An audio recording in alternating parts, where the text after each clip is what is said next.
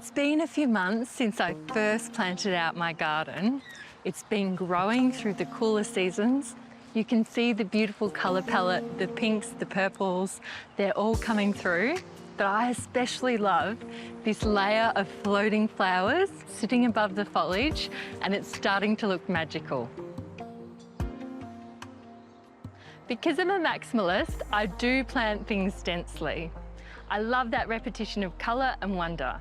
But it does mean that sometimes we have to edit some of our friends out.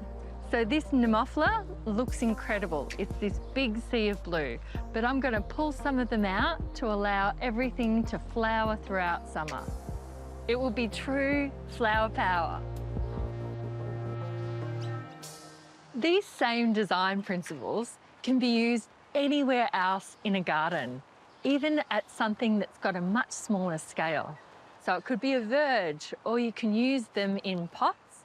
And with summer here, I want to share some ideas on how to create that beautiful colour in a whole series of clusters. Remember those design numbers, 3s, 5s and 7s? They're really important to make that informality work in a planter. And so I'm going to start off with 3 pots. I'm going to use a colour palette that's very similar to the front yard. Beautiful mauves and lilacs, and then a little sprinkle of hot pink as well, and those colours are going to go so well with the warmth of the terracotta. This Kangaroo Paw also has that incredible structure where the flower sits well above the foliage like a floating flower, and it means that the flower's really visible no matter where you are in the garden. So it's a perfect shape to add to a pot. There's also this society garlic, similar to the Kangaroo Paw, except it's got this beautiful mauve-like cluster. The plant and the flower is also edible, so an extra treat for your planter. Now for some flower fillers. And one of my favourites is this Pelargonium. This one in particular has these sweet little pink flowers, and it's really going to increase the density in the planting and hold a lot of these other floating flowers together. So when we're doing a planting design, having structure, having a real permanent element of the planting design is very important.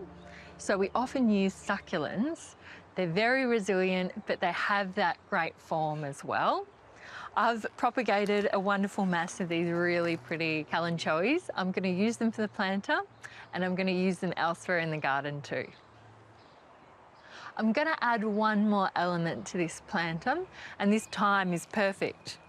It's got these really pretty hot pink flowers, and it's going to look so good when it spills out of the pot.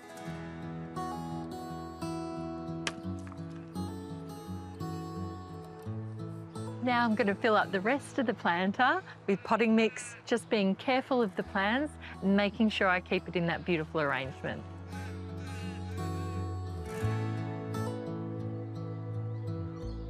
Now with these larger pots, it's easy just to give them a bit of a rock so that the potting mix settles. 1 down, 2 more to go. Now to add a little variation to the other pot, I'm going to add this Helichrysum. It's got this silver velvety felt-like foliage. It's a really beautiful flower filler, and it's going to look great in contrast to the other foliage.